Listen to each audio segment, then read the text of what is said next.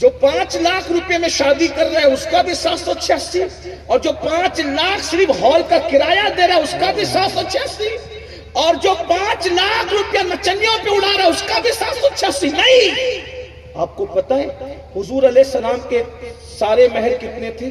150 تولہ چاندی۔ مولا علی کا مہر کتنا تھا؟ 150 تولہ، زرہ بیچ کر بھی 150 تولہ چاندی کا مہر۔ آج کی تاریخ میں اگر وہ حساب کریں تو 1.5 لاکھ کے اوپر جاتا ہے کم و بیش، اس کو جوڑنا تو پتہ چلے گا۔ لیکن ہمارے یہاں تو 11,000 15,000 بلکہ 786 تو لڑ جھگڑ کے کرایا کہ اس پر نکاح کیسے ہوگا، کیونکہ کم سے کم 10 درہم کی قید کم سے کم لگائی گئی ہے، کم سے کم اتنا ہونا چاہیے، اور زیادہ سے زیادہ کتنا؟ عورتیں جتنا چاہے۔ دور فاروقی میں فاروق اعظم نے کہا کم سے کم اتنا ہوگا اور زیادہ سے زیادہ اتنا ہوگا، کیونکہ عورتیں بہت بڑھ چڑھ کر مہر باندھ رہی ہے۔ تو ایک بوڑھی عورت نے کہا اے عمر اللہ سے ڈرو، جو کام حضور نے نہیں کیا وہ آپ کیوں کرتے؟ کیونکہ قرآن نے انتارا فرمایا ہے، ان کی مرضی پہ چھوڑ دیا ہے، جن کی مرضی پہ اللہ رسول نے چھوڑا ہے اب آپ ان کو پابند نہیں کر سکتے۔ فاروق اعظم نے فیصلہ واپس لے کے فرمایا تم جیسے لوگ جب تک امت میں موجود رہیں گے باطل کبھی امت میں داخل نہیں ہو سکتا۔ سبحان اللہ، نعرہ تکبیر، ایک عورت کے نعرہ کہنے رسالت۔ پر فاروق اعظم کی یہ شان ہے کہ انہوں نے اپنا فیصلہ واپس لیا ہے۔ یہ ہمارے عورتوں کی عظمت تو، اور ہمارے یہاں تو بیٹی کو خبر بھی نہیں ہوتی، یہ اگاؤں چلنے والے بڑے بوڑھوں کے نام پر یہ سب طے کر لیتے۔ جوتا لنگی کی ہمارے یہاں رسم ہے، آپ کیا ہے کہ نہیں پتا کہ جوتا لنگی کی جوڑے گھوڑے کو دولہا کو 1-1 لاکھ روپے دیتے ہیں، لیکن وہی لوگ جب مہر طے کرتے تو بولتے ہیں 15,000 20,000۔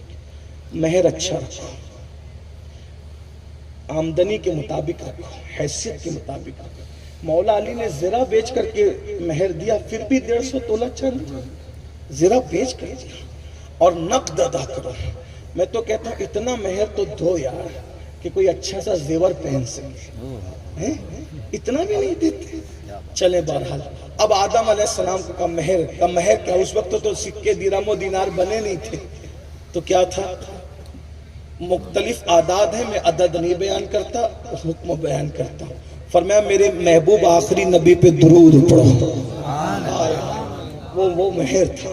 اور پھر اس کے بعد حضرت آدم و حوا دنیا میں تشریف لائے۔ تو یہ ہے میاں بیوی کا رشتہ۔ نکاح کرنے سے پہلے اللہ سے ڈرو، نکاح کرتے وقت اللہ سے ڈرو۔ مطلب کیا؟ نکاح کرتے وقت اللہ سے ڈرنے کا مطلب یہ ہے کہ کوئی فضول کام، حرام کام، ڈی جے بی جے، یہ جو سب مشرکین کی جو رسومات ہیں اس سے بچو۔ اور آخری بات، نکاح کے بعد بھی اللہ سے ڈرو، بس اس پہ بات پوری کر۔ نکاح کے بعد اللہ سے ڈرو مطلب اپنی بیوی کے ساتھ اچھا سلوک کرو۔ آقا علیہ السلام فرماتے ہیں تم میں سب سے اچھا وہ ہے جو اپنی بیوی کے ساتھ اچھا ہے۔ بھائیوں کتنی بھی تسبیح پڑھ لے 1,000 دانے